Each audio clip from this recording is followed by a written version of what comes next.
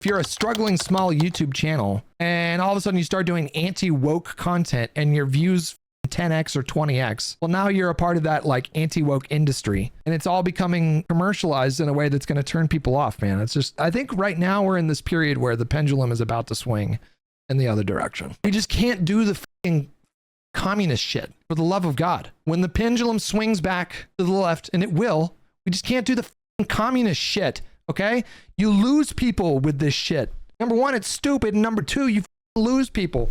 This is from a creator we watched before, Jimmy the Giant. We watched a video from this creator some months back, and it was really well done. And the thumbnail is interesting. The title of the video is, Did I escape the alt-right just to be brainwashed? Since I made that video, Escaping the Alt-Right Pipeline, there has been a claim that's kicking around that I have jumped out of the alt-right pipeline and landed slap bang in the far left alt-left pipeline. In this video, I want to talk about that. I want to talk as well about what the direction of this channel is, how you guys can help. Yes, that means I'm setting up a Patreon and I'm going to ask you for money. But not just that, right? We're going to talk about the culture wars, the evolution of wokeism, and most importantly, Up with the gifted sub. am I now woke?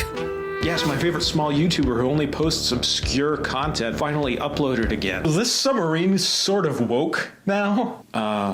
Don't tell me that isn't a woke-shaped submarine. Trying new stuff, I guess. Sorry, I didn't know the Walt Disney Company is making submarines and it looks less I figured I'd start this video out with me doing my political compass. I did it on stream, and when the results came in, shit. God, I'm a fucking lefty. That's mental. That's insane. I can't believe it, bruv. Yeah, I guess I am pretty left-wing now. Look, I'm going to make my excuses. The problem I found with these tests when you do them is that it sort of doesn't account for nuance, because me as an individual, I can be very critical of unregulated capitalism. However, I really like capitalism. I really like businesses. I like it in many industries. I like when people come up with innovative businesses and they create cool shit. I think without checks and balances, capitalism has some nasty tendencies. One of the strongest arguments against socialism is, with the socialist structure, you're not going to get GTA 6. You're not going to get Kingdom Come Development or Kingdom Come Deliverance 2. You'll get like Among Us, right? You can get Among Us,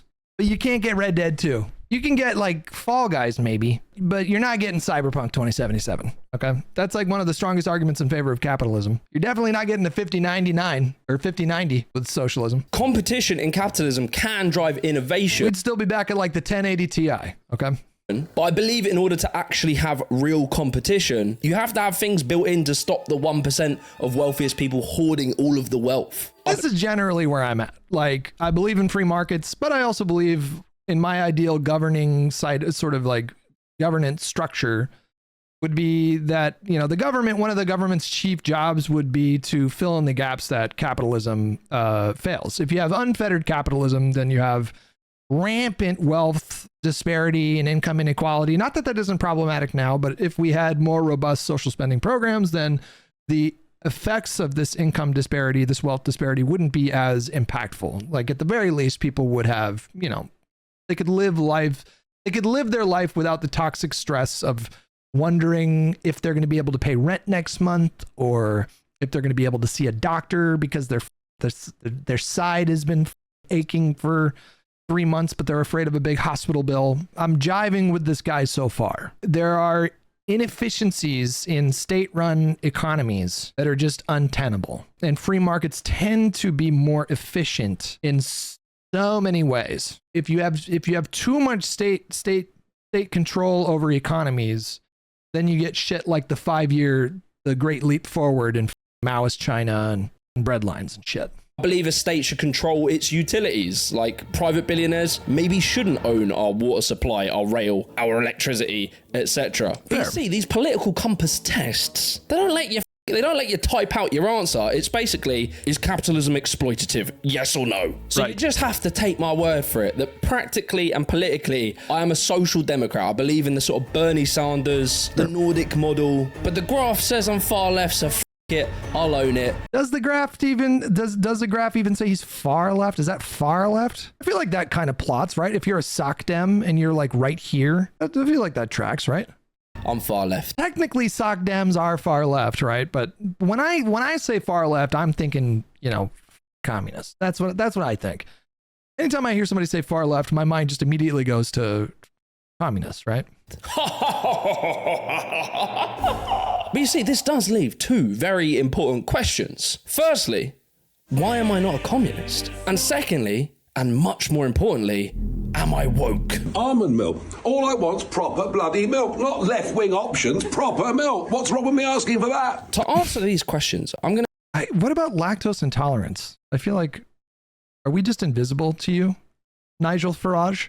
Do we just not exist? tell you a very long and drawn out story to extend the retention time on this video.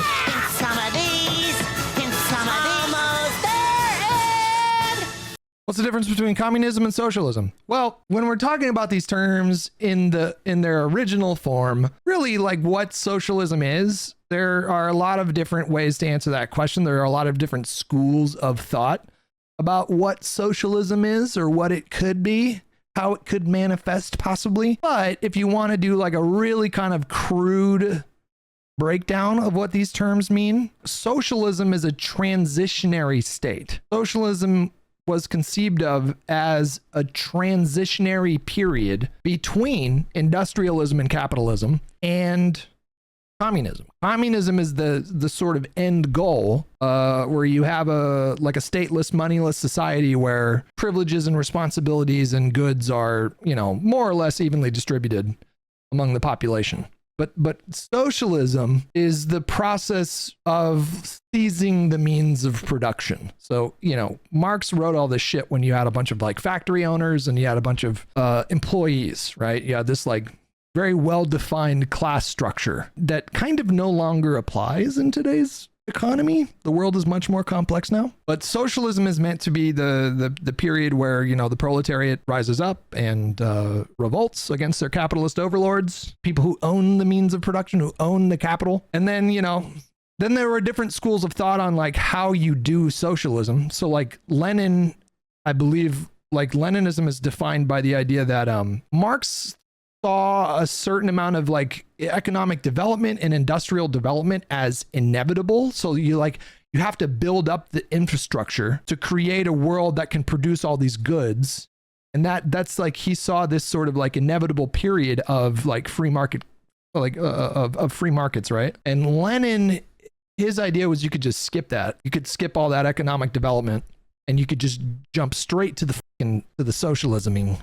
Right. But that's what we mean when we say these words. Right. But then when you talk to socialists, it gets nauseating. All the different schools of socialism, it just gets so boring. And of course, it's just been an unmitigated failure. It's like socialism, it sounds great, right? Like it sounds great. Like I like the idea of people owning more things or having more of a stake in the jobs that they work at and having more access to things and there being less or no income and disparities, like all this sounds great, right? But like, what does it actually look like in practice?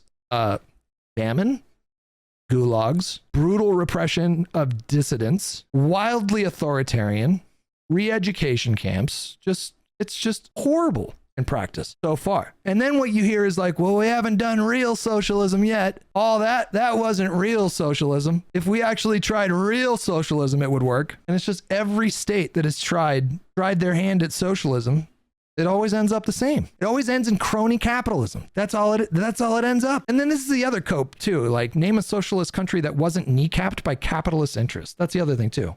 Socialism wasn't allowed to succeed because of the capitalists. Really?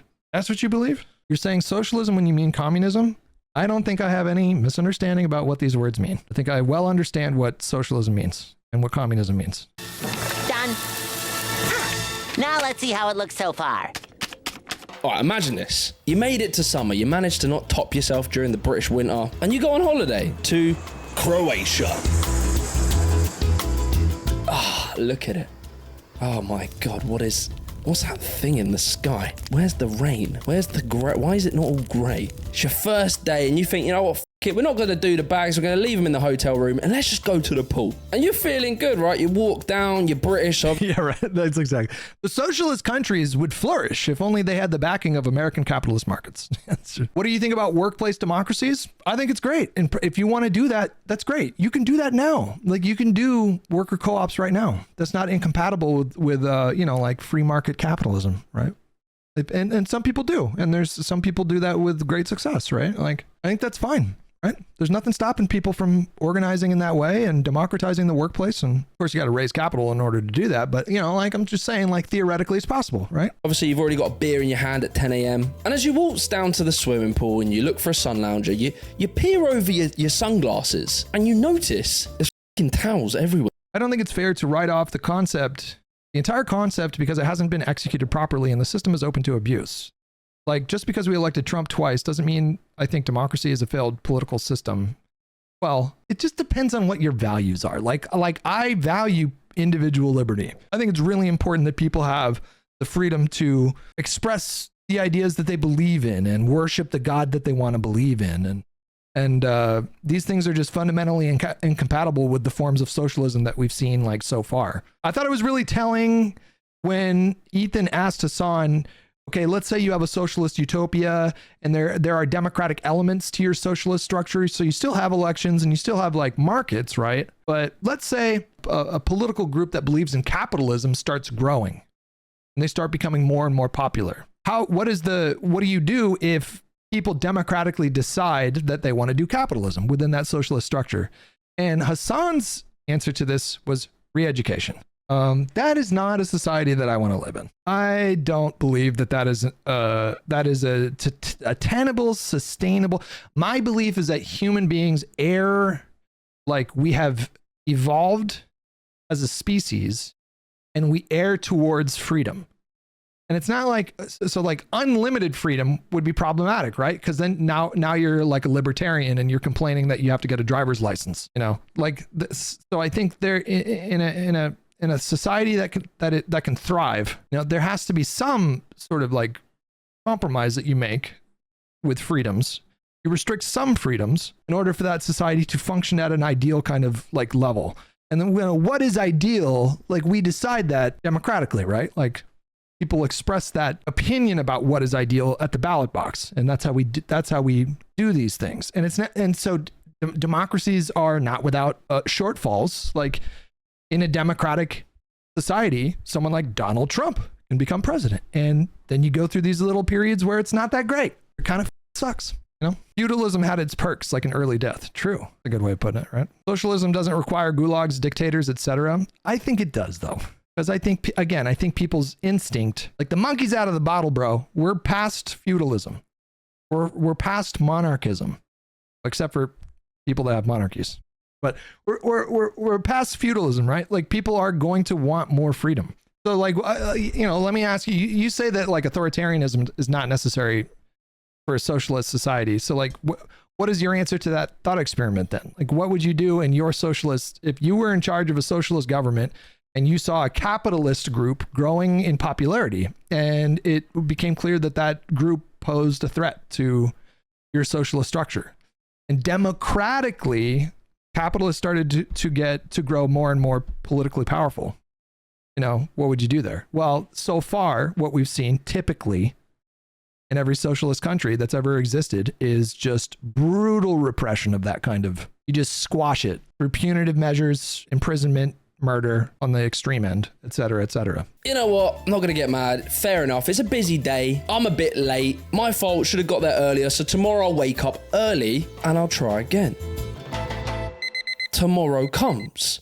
You wake up early, 8 a.m. and you go down to the pool and you notice there's f***ing towels on every sun lounger, Barry. Why are there towels everywhere? And what's worse is that about 40% of the sun loungers are empty. No one's sitting on them. Compared to the amount of people in the swimming pool, there are enough sun loungers to go around for everyone. However, because people keep putting their towels to reserve them, there's none available. So what do? Tomorrow, you set your alarm clock for 7 a.m. the moment that the pool opens, and you arm yourself with all the towels you can get. You sprint down to the pool, you beat everyone. Ha ha! I did it! And in that moment of triumph, you realise shit, I went from a nice, community-loving proletariat into this individualist, hyper-competitive, petty bourgeoisie.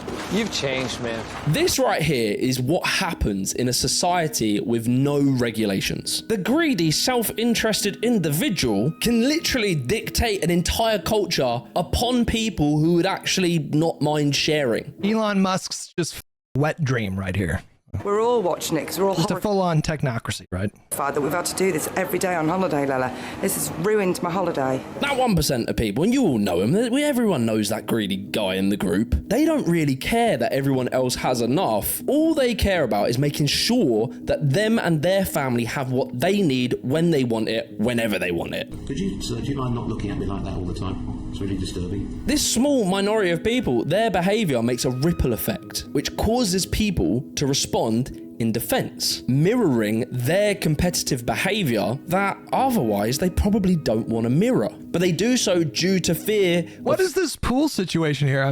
What is this? What happened at the pool? What's going on here? Scarcity. I mean, just think about it in your life. Like during COVID, this happened with the toilet paper, right? Everyone was scared that they'd have none for when they needed a dump. And despite the news repeatedly telling us we have no shortage of toilet paper, the shelves are empty because people were panic buying. As soon as you see some people buying more than they need to, you start thinking, will there be enough for me? And when you're in the shops yourself, you can see that people are panicking, so you're starting to panic as well. It's more of a follow the Like what happens when people make a run on banks as well. crowd sort of thing. In a plea to customers, they said, "We need your help. There is enough for everyone if we all work together."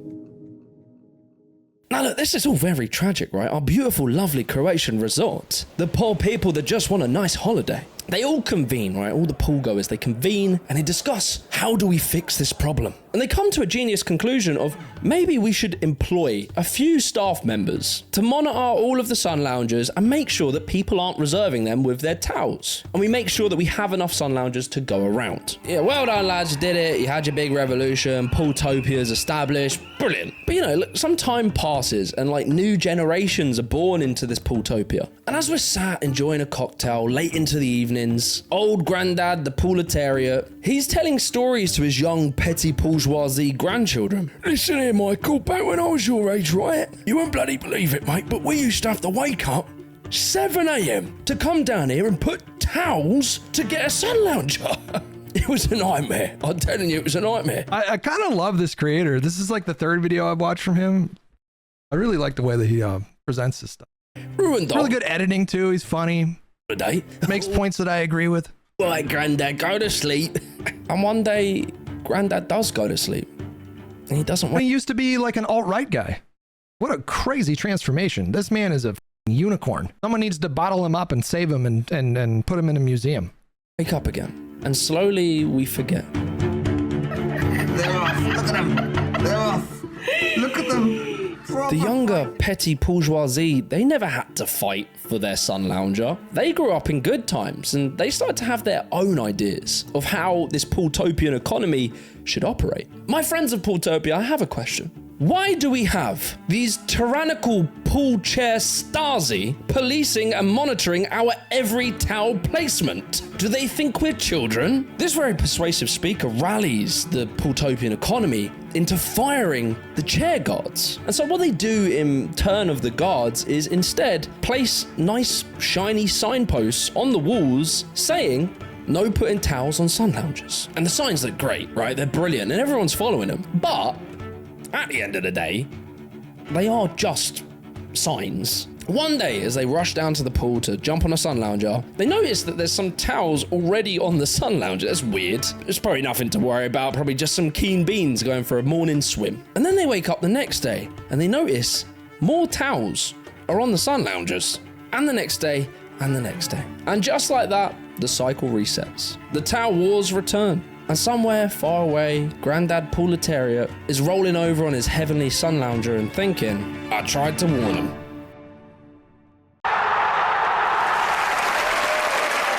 Thank you guys. Don't worry, you don't need to give me a round of applause. I know, it was a masterful analogy. This concept and this thought of like how power struggles in politics eternally have battles was encapsulated perfectly by the aristocratic socialist MP, Tony Benn. I'm old now, and the older I get, the more I realise every single generation has to fight the same battles again and again and again. There's no final victory and there's no final defeat.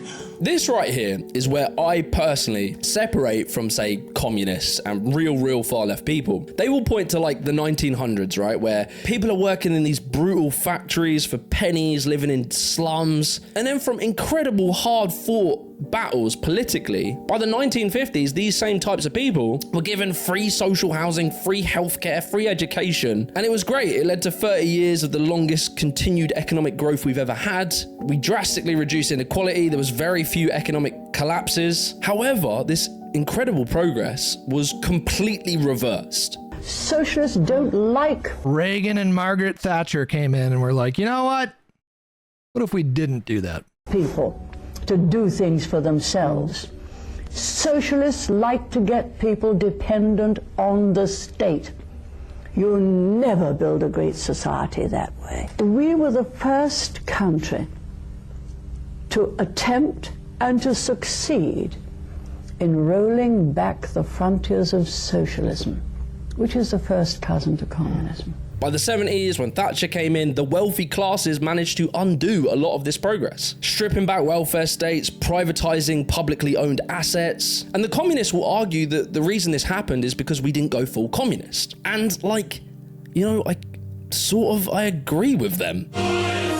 However, I personally don't believe that there is an eternal solution. I just personally don't believe it. On some level, no matter how much you achieve, how much you raise living standards, how much you structure your democracy to be as representative and democratic as possible, ruthless actors will still find a way to give themselves more power and control. When the problems of the past are fixed, the younger generation forget the struggle that it took to get there. And you can see this on the other side, when you flip over to like right-wing libertarian attitudes to capitalism. Many of the American right sort of follow this idea, like Ben Shapiro. But then in Britain, we have like with the Reform Party, Rupert Lowe and Nigel Farage, who often talk about removing the welfare state. They criticize disability benefits a lot. Some of them want to privatize the NHS. This ideology, this sort of libertarian ideology, completely forgets the reason why these things exist in the first place. Right. Wait a second. Why does it exist? Isn't it just one big waste of money?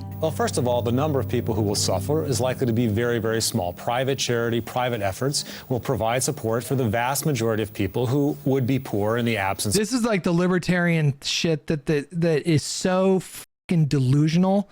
This idea that we can get rid of social safety net programs and entirely privatize every facet of our culture and society. And who's going to come in and fill in those gaps to reduce the suffering that would come about if we got rid of these programs?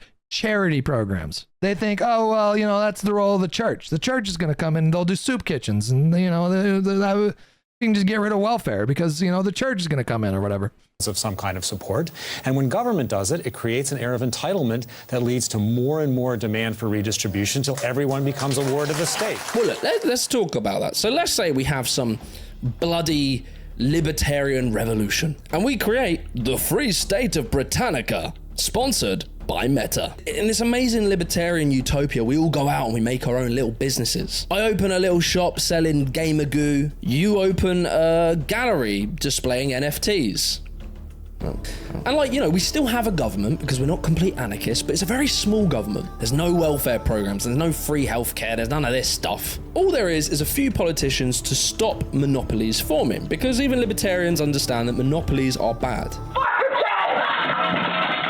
And whilst it's all going great and we're all trading and doing our thing, a guy appears, right? His name is Shelon Crust. Shelon invents a brain chip that can cure your existential loneliness. Amazing! What a great innovation! What a genius! The market should reward him for his incredible contributions to humanity. And so, Shelon becomes incredibly wealthy. But you're trying to do good things and you're a billionaire. I mean, yeah, that seems a little bit like either superhero or supervillain. You have to choose one.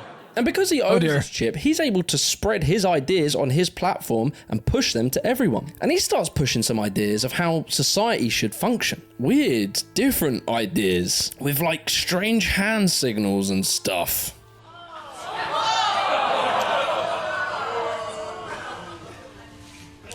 Okay. And what Shilon does, because he's so wealthy, he actually manages to find a very charismatic politician. And that politician is called Ronald Rump. And he becomes the president. And all of a sudden, Shilon starts bending the laws to suit him. The government, who are meant to be like, not involved in the economy, they start imposing tariffs on Shilon's competitors. He even manages to make the politicians agree to taxing the people, and those taxes go to funding his big projects. And very quickly, it's all just so on the nose, man. It's just so comically, I shouldn't even say comically because it's not funny, but it's all so like cliched almost, the very idea of literally the richest man in the world infiltrating multiple governments across the world to advance his own interests while screaming crowds of, middle to low income supporters cheer them on. It's all just so like on the nose, the absurdity of this moment is just so difficult to put into words. Like it's just all so absurd. Right? Elon just starts building this non-competitive monopoly. But wait a second. It's lazy writing, yeah. Whoever's writing the screenplay to life right now was really... Second, in our libertarian economy, you're not meant to do that. It's against the rules. Shilon doesn't give a about your lame little rule book, and he's made enough money and has enough power to do whatever he wants. This is the chainsaw for bureaucracy.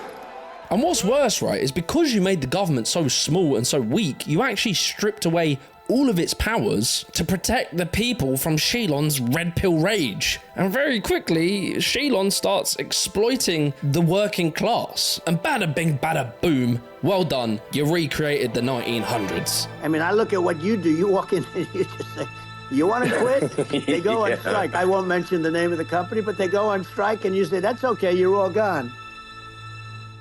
You see, this is... Teamsters refuse to endorse. It's just unbelievable. Libertarian theory is that built into libertarian theory is this belief that cultural values alone and market competition are enough to guide morality of individual people to not exploit each other, as opposed to having heavy rules. And when you talk to people like Andrew Wilson, it's actually, scripture that should ideally guide the people. And regulations. But I mean, just look through history. Look at every civilization ever. History shows us that powerful, rich business people exploit workers. There's a link to the video. I'll pin it in the chat here. Steps in to stop it. You have security cameras right behind you at all times that are looking at you 24/7. And if you don't meet standards or the rates, you're out the door. You're just disposable. Even Margaret Thatcher, the icon of neoliberal philosophy, in her dying days, she regretted some of the forces that she unleashed through neoliberalism. Some of the arrogant displays of wealth jarred very much with me and with the Prime Minister. The capitalists have given Margaret Thatcher a bad name because she did not believe in excess. She believed in responsibility. In a system with no rules, power will always win. And power doesn't care about your cute free market fantasy. It cares about control and domination. The free market has never existed. It is a figment of the imagination of people. The market is a system that favors the rich, which is why the rich love markets. So, with all that in mind, that's the very extreme libertarians and the very extreme... And this is really the fundamental disagreement between, libs and lefties, like socialists, communists, or whatever, is just, I think, broadly liberals and leftists agree that unfettered markets without proper safeguards and social safety nets results invariably in tremendous concentration of wealth and power to the detriment of the working class, where people in middle income, low income earners are just massively exploited if you don't put in guardrails to protect people from that sort of greed and extravagant wealth. The difference is what are the differences, the fundamental differences arise when we talk about the remedies to that. Liberals will advocate for a policy of navigating free markets with adequate what we consider like adequate regulations. And the lefties and the socialists, for the most part, they advocate for a much more aggressive sort of state control over the markets and the economy. Communists. It leaves me in this weird place where I, in one part of my brain, understand and accept that we do have the logistical and technical ability to literally create a utopian world, to give everyone what they need. But unfortunately, I believe that despite that, human nature stops us from achieving it. Self-interested individuals will do what they can to break anything good that we have and benefit themselves. And that applies to even what I advocate for, the system of social democracy. Even if you achieve it, it will eventually become undone. I think you even see this starting to happen in some of the Scandinavian countries, where there's more privatization happening and stripping back of their welfare state. I just think you have to build a state that protects us from that as much as is possible. There is no destination called justice or democracy, and if you catch a train driven by the right man, you'll get there. Every generation has to fight it.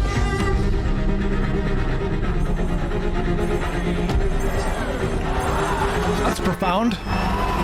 All of that understanding brings us to now, 2025, where we're in like this very weird time politically. So whilst wages have stagnated for the last 15 years, houses now cost 10 times the average annual salary, all the while corporations are making record profits, whilst people can't afford heating, the middle class is shrinking, the poor are getting poorer. Despite all this, society seems to consider the most important problem of our time is which bathroom does a trans person take a shit in?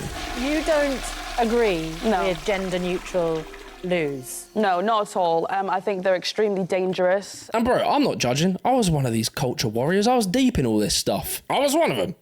But how did that happen? Well, this is where things get a little bit interesting. And it all started in 2008. But we are underway, and I do mean underway. We're essentially down by 4-5%. Down over 16%, 18%, 21%. 43%. Traders here working the phone say a lot of their customers are freaked out, waiting to see how low the Dow will. It's an interesting question. Like, what was the more influential event? Well, geopolitically, I think it's clear. But in the United States, what would you guys say is the more influential event? 9/11 or the housing crash? Probably the housing crash. I understand the arguments for 9/11, but the housing crash was directly responsible for the rise of the Tea Party movement, which was sort of the birthing period for MAGA. And MAGA has become, I mean, we're talking about a radical transformation of the Republican Party. Maybe we've gotten semi-used to Trump and his bullshit. And, you know, maybe some of you guys in chat are maybe too young to understand. Well, that sounds patronizing. But the way that the Republican Party has changed, the profound nature of that change, I think comes more from the housing crash and the subsequent Tea Party movement than 9/11. But I don't know. Actually, I mean, now that I think about it, it's tough. It's tough. Between the two, I mean, those were two very important moments in United States history, let alone what happened in the UK, but just in the United States, I mean, those are easily the two biggest like events in the 21st century. Go. They're focused on the Dow, not so focused on OPEC. Yes, OPEC did.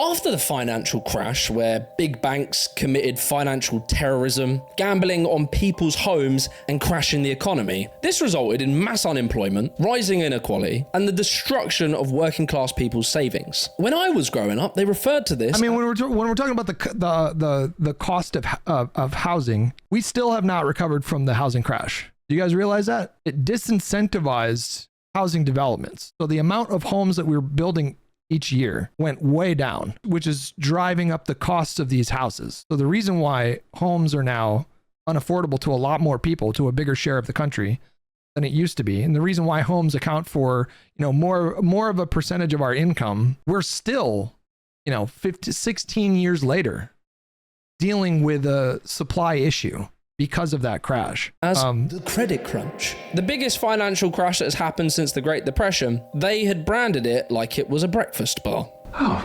Cool, no doubt. This crash led to the taxpayer bailing out the banks. In America, it was up to $700 billion. In the UK, it was £137 billion, with a £1 trillion safety net to protect the banks from collapsing. And so, Goldman Sachs, JP Morgan, Lehman Brothers, the banks who tanked the global economy were saved by taxpayer money, whilst the working class saw the greatest cuts they'd seen in generations via austerity. And people noticed this pretty quickly. People were starting to wake up to the fact that unregulated capitalism as it currently existed is public rage was brewing, and the ruling class was starting to get scared that real change might occur that would upset the current order in which they benefited from. And so in 2011, we start to see the people. And the housing crash was just a direct result of like Thatcher Reagan era, like the advent of neoliberalism and how that became ubiquitous. You know, that obviously led directly to deregulation in the housing markets and in the financial sectors. We just kind of took our hands off and said, you know what, laissez-faire, you guys do what you want. And then they come up with this crazy shit like CDOs, like the synthetic debt obligations or whatever they're called. People organizing, and we see Occupy Wall Street. Occupy Wall Street, all day, all week. Suddenly, people aren't just pissed off and protesting. They're now those collateral debt obligations and then synthetic collateral debt obligations. It was names. The 1% becomes a mainstream concept.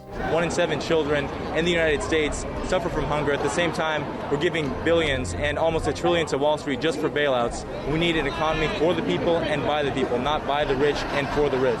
People are noticing that the politicians that they had to. Unfortunately, the bank bailouts were 1000% necessary. I know people don't like to hear that, but the alternative of just letting these banks fail would have caused suffering that would have potentially eclipsed the Great Depression. I mean, it would have just been. The problem was that the bank bailouts happened in the absence of sufficient stimulus. And so we did a little bit of stimulus. Everybody got their Obama checks or whatever, but it just wasn't sufficient. It wasn't enough. And, you know, you can argue that's that is one of the big reasons why, you know, blue wall states that were typically, you know, very pro-labor, very pro-democratic party. The blue wall fell in 2016 in part because a lot of people felt completely left behind. Like they saw the banks getting bailed out and they, you know, missed their mortgage payments. And how many people lost their homes? It was insane. Like how many, nearly 10 million homeowners lost their homes to foreclosure sales in the US between 2006 and 2014. A lot of people. To choose between were being funded by the same banks that just broke the economy. Well, you had these people losing their homes in large part because these banks were handing out these insane loans with like no income verification, and you could buy these big ass mortgages with shitty credit and no income verification. It was super predatory what they were doing, and it was inevitably going to burst at some point. And the government just sat back and allowed it to happen without sufficiently regulating them. And then boom, the housing market goes tits up. 10 million people lose their homes. And then the bank gets bailed out and they get a check for $800. And people got pissed about that. And then on top of like NAFTA, the lasting impacts of NAFTA, this treaty, this trade agreement that Bill Clinton signed into law in the 90s with Mexico and Canada that sent a lot of these manufacturing jobs to other countries. And so now you have these like ghost towns where there used to be like vibrant communities that were supported by manufacturing jobs, now they're ghost towns. And then you have like OxyContin, you know, people started abusing drugs in these like really terrible cities with now they had terrible economic circumstances. And so there's all these like issues piling on top of each other. And it just created this cauldron in this country. And, you know, in retrospect, a demagogue like Donald Trump kind of seems like inevitable. Like of course that was going to happen. Of course somebody was going to step in that moment and give people a scapegoat. People did have legitimate grievances, and Americans, you know, millions of Americans were left out in the cold and essentially abandoned. And then you have Donald Trump steps in and he makes it all so simple. They f***ed you. Let me tell you who f***ed you. It's trans people. It's fucking liberal professors. It's the news media, it's immigrants, and now they're dabbling with like corporate populism, even though it's complete bullshit. These corporations, as they slash corporate tax rates by 15%, and it's all nonsense. They're not serious about the economic populism, but yeah. All the while, this left-wing populist movement was starting to grow, and they were demanding things like higher taxes, stronger labor rights, and universal healthcare. Higher taxes on the wealthy. The ruling class realized that they needed a distraction. Welcome to the Glenn Beck program. Tonight, the truth about social justice and distorting its meaning. No. We're going to correct its meaning. Around the mid-2010s, something weird started to happen to the left. Social justice movements started to explode. We'd see Me Too, Black Lives Matter, increasing LGBTQ activism, and this movement starts to grow, and you see it in things like university and corporate HR departments, where they would start to implement diversity and inclusion initiatives. And some of this was very well intended, and some of it was purely performative. Remember summer 2020, when our social media was filled with those little black boxes? Now, this was irritating, as I could tell that these were people that had no intent on creating justice or true change, but they only wanted to appease their conscience. From here, the liberal media starts to jump on board. You start seeing men's razor blades telling you that young boys having a little wrestle is toxic masculinity. Making the same old excuses. Boys will be boys. Boys will be boys. Ice cream tubs were talking to you about racism. Nike run Black Lives Matter adverts whilst also simultaneously paying children to work in sweatshops. An era of what would be dubbed corporate. They did go a little too far. The Coke commercial will forever be etched in the annals of history. Like, oh, was it Pepsi? That felt dystopian. I was like, oh my God.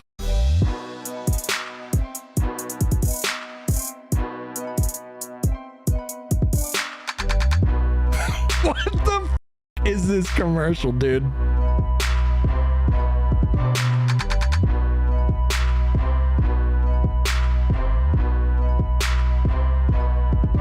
Oh my God.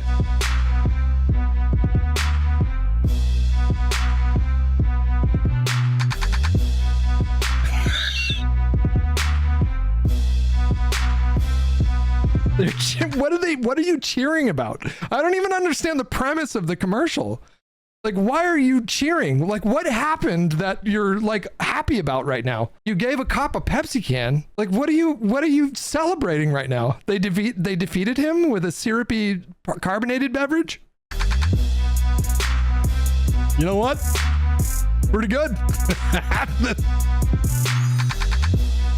Pepsi, not bad. Pretty good. And then they're all celebrating. Like, what are you clapping about? Woke washing started to gain a lot of momentum and kind of defang the economic left-wing movement of Occupy Wall Street. After George Floyd was murdered, big corporations would come out making these statements about racism, donating to charities, etc. But, they were very quiet in perhaps supporting any economic policies like higher minimum wage, stronger unions, enhancing social welfare programs, things that might help the living conditions of people like George Floyd. Instead, these big businesses started to focus on pushing identity politics as the main leftist discourse. And to average people, you could see it. You could see there was a hypocrisy. If you're not going to improve the living conditions that create many of these social problems, then it kind of came across as empty and hollow, performative, so to speak. And so it created a reactionary right-wing movement. I mean, you have talked about this woke mind virus. Yes. You should explain why you don't think it's hyperbole to say things like it's pushing civilization towards 2016 onwards, YouTube explodes with SJW cringe compilations. And whilst it seemed quite organic, various think tanks funded by billionaires were actually funding these anti-woke content creators, politicians, and policies. Things like the American Principles Project, the Clement Institute, the Heritage Foundation, the Stanford Review, Rupert Murdoch, who owns Fox News, The Sun, The Times, New York Post. All of these people would weaponize wokeness as the biggest existential threat to society. David, am I overstating the fact that we're beginning to see the end of woke, the militarization of the Me Too movement and cancel culture? The oil billionaires Dan and Faris Wilks, they would pump big money. The right rebounded to... It's just a tale as old as time, like the pendulum swinging too far. And what the right is doing right now, they have devolved into a culture of abject, unrelenting cruelty. And it may be in vogue right now, but I promise you, there will be a pendulum swing away from it, and the cycle will begin anew. How they reacted to, you can say there were overcorrections in 2020. I'll even say the word woke. Maybe I was woke. Maybe I was too woke in 2020 at times as well. But the way that the right has devolved now into this like Christian nationalist movement that is also really keen on just trying to humiliate and denigrate people, particularly trans people, as much as possible, that cruelty that can only last for so long. And there will be a pull away from that. I think like the right-wing movement was also buoyed by perceived weakness with Biden because he was old and inflation. I think that helped the anti-woke stuff. Like, I don't think the anti-woke stuff was the thing that drove people most to the polls. In fact, there's no real polling to suggest that the anti-woke stuff was particularly salient, but the economic hardships that people experienced during 2022 and 2023 inflation helped kind of boost that anti-woke stuff. But where they've landed now is just insane. And as someone who was raised with scripture, for these people that purport to be like followers of Christ while spending half of their time talking about how disgusting and freakish trans people are in their minds is, it can only last that long. Into things like PragerU and Daily Wire, who would push people like Ben Shapiro, Candace Owens, Tucker Carlson, Jordan Peterson, etc. Eventually manifesting itself in Peter Thiel, the tech billionaire, being the financial backing force of J.D. Vance, who would of course become vice president. Some religions view the body as a temple, and some religions almost invite the pollution. I think the woke thing is inviting the pollution. And so with all this financial muscle, the anti-woke industry became big business. The media becomes fully addicted to this culture war. YouTube, Facebook, and Twitter rewarded outrage content. It's become so commercialized, Making videos about woke college kids. Anytime something becomes like an entire industry and it becomes heavily commercialized, people grow tired of it. And the anti-woke stuff has become so commercialized. It's like a cheat code. If you're a struggling small YouTube channel and all of a sudden you start doing anti-woke content and your views 10x or 20x, well, now you're a part of that like anti-woke industry. And it's all becoming, commercialized in a way that's going to turn people off, man. It's just, I think right now we're in this period where the pendulum is about to swing in the other direction. Imagine being a parent. We just can't do the fucking communist shit, for the love of God. When the pendulum swings back to the left, and it will, we just can't do the fucking communist shit, okay? You lose people with this shit. Number one, it's stupid. And number two, you lose people. For Christ's sakes. Counterproductive shit. And seeing your child in a video like this, looking deranged, screaming at a speaker. Leading to this once united working class movement being divided into two camps. Right-wing people believing that wokeism is the root of all problems, and left-wing voters convinced that fascism was the root of all problems, rather than the economics that created this condition. And all the while we were fighting each other, the actual elite were just laughing their asses off because no one was talking about them anymore. You can see this concept of like wealthy billionaire class deliberately trying to push the blame onto something else depicted perfectly in this post from Elon Musk, where he tries to shift the blame for society's economic problems onto certain billionaires, but obviously not him. I'm saying what I care about is the reality of goodness, not the perception of it. And what I see all over the place is people who care about looking good while doing evil. Them. The culture wars successfully derailed the populist left movement. Corbyn was crushed by the media, Bernie Sanders was crushed by his own party, and the mainstream left of the Democrat was successfully derailed the populist left movement. Corbyn was crushed by the media, Bernie Sanders released emails. Ugh, God, okay, he's losing me here. Was crushed by Bernie Sanders was crushed by the voters. The voters crushed him. That's who crushed Bernie Sanders. The voters. His own party, and the mainstream. If he ran a better campaign, if he ran on a more compelling message, he would have won, but he lost. The voters decided that he wasn't the guy. extreme left of the Democrats and in Britain, the Labour Party, became these hollow parties with no actual backbone. And it just felt like the leaders were just puppets. Echo, don't bait me. Don't bait me, please. He said Bernie wouldn't have won. Do you mean the superdelegates? Bernie would have won without the superdelegates? I'm not so sure about your math there, Lou. Not so sure your math adds up there, Lou. Look at the superdelegates. Look at the raw vote count. Look at the raw vote count. Hillary Clinton won by like 3 million votes total. It wasn't the superdelegates that won. It's put in front of us, making the conditions for some kind of outsider to win support because, well, at least he's different to what we've got now. The forgotten men and women of America will be forgotten no longer. That is the heart of this new movement. Hillary called them deplorable. They're not deplorable.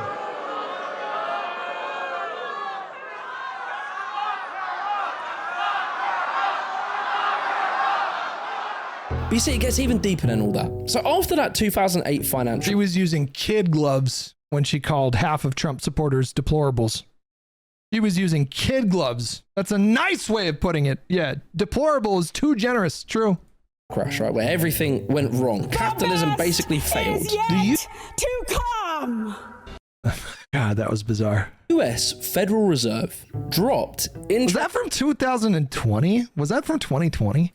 Rates to 0%. For the next decade, mega corporations, investment banks, and asset managers like BlackRock and Vanguard had access to virtually unlimited capital. Why won't the voters just allow Bernie Sanders to be the nominee? I'm sick of it. I'm sick of these uppity voters deciding who our nominee is going to be. This is a democracy. Why don't these voters just get in line? I'm just so sick of them. Capital at 0% interest. Free money, basically, which they use to expand their control over the economy. Companies like Amazon, Google, Facebook, and Tesla were able to expand their businesses aggressively whilst they didn't have to make profits. Amazon, for example, weren't profitable for years. It just kept borrowing at a near zero cost, undercutting all of their competition until it just monopolized online retail. And many of these tech startups that dominate the world now did exactly the same thing. Not one wealthy company on the planet Earth that is cash free, that does not use debt. I don't want to get out of debt. I want to create wealth.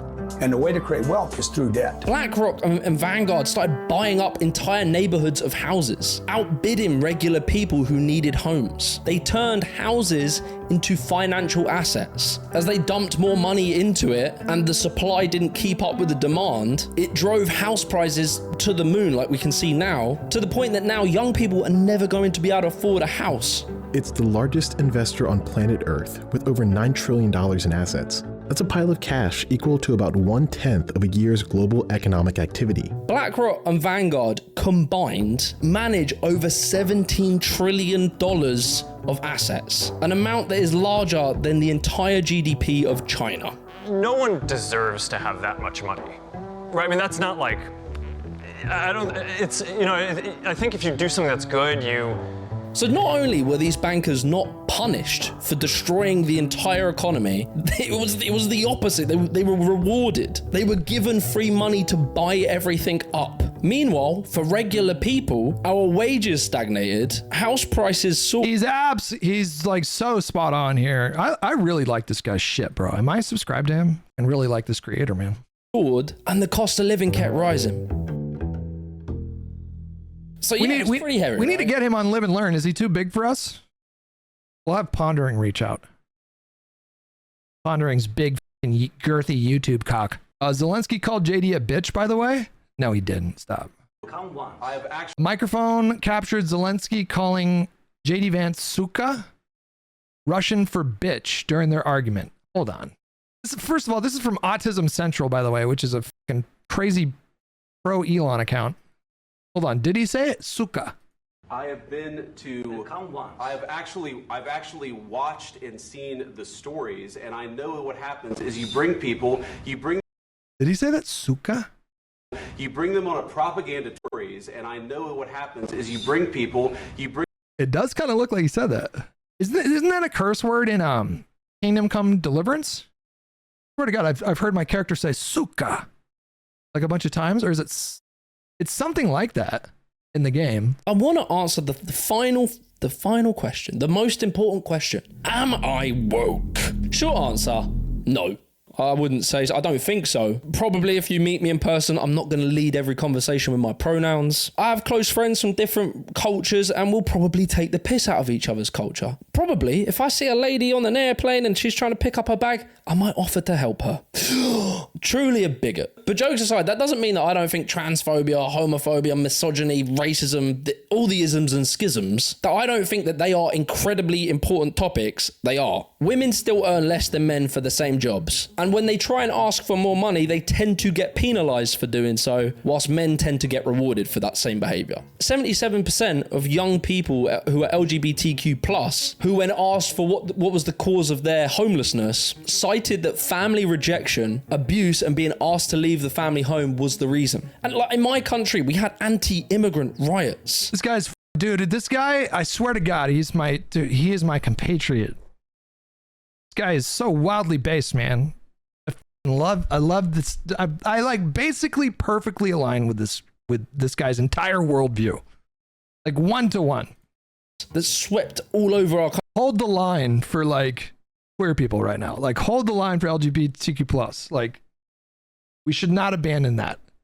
You know, that we should absolutely keep. It doesn't matter how much en vogue it is right now because of libs of TikTok or whatever. Like that shit still matters. It's always going to matter. We should never abandon these people for fear of looking woke or whatever. Country based on racist lies. And the guy who nearly led the Tory party and is still in their party refers to immigrants as importing alien cultures. Like he says it like it's a normal thing to say. These are incredibly real and very important topics that unfortunately due to the culture war have been commodified into like entertainment where we seem to be going backwards on these things. What was the woke conversation that we were having? And I'm just gonna throw it out there because there were so many about going back and forth, the right versus the left, when we just snuck in Roe v. Wade.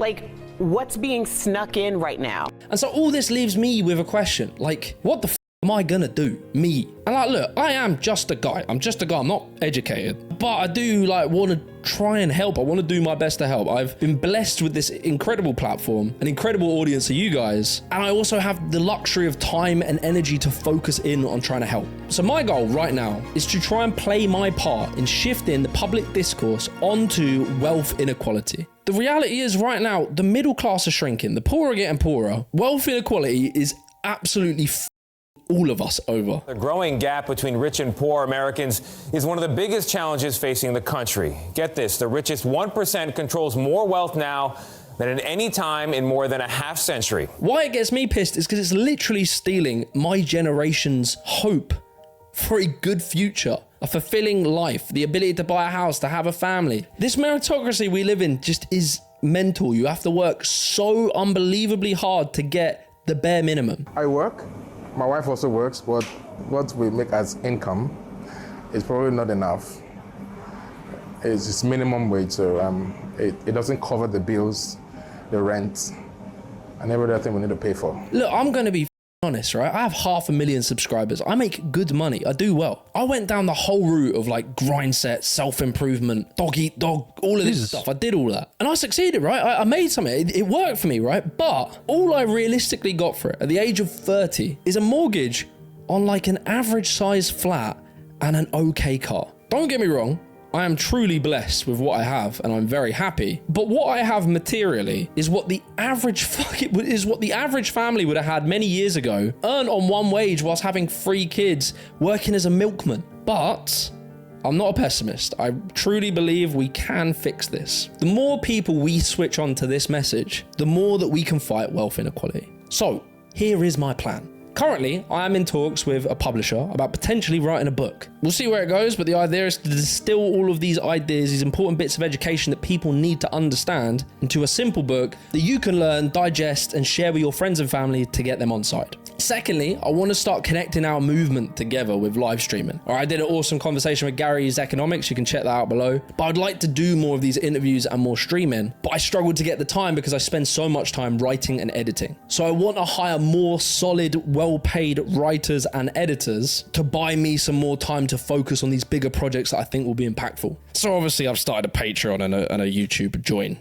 right? I am once again asking for your financial support. I'll be super appreciative if you can support. It will massively help what I want to do. Maybe documentaries, films, all that kind of shit that I'd love to do. So I'm going to throw a few sweet. I hope he's successful because I like his shit, man. And I think we need more voices like this, you know? I think, unfortunately for the left, the voices in like left-wing media spaces that are elevated the most are some of the fucking dumbest people with the stupidest takes. It's always refreshing when I find creators that are of a left-wing perspective that are not completely insane. Well, this is like the third video I've watched from this guy. Everything I've seen from him is unbelievably based. And he came from the right wing. He was like an alt-righter. And then he turned into this. Like, how did it happen? It's great. You'll love the guy interviewing him too. Welcome back to Gary's Economics. Today we have got a guest on the channel. I'm introducing... Okay. We'll save that one. We can't watch it now.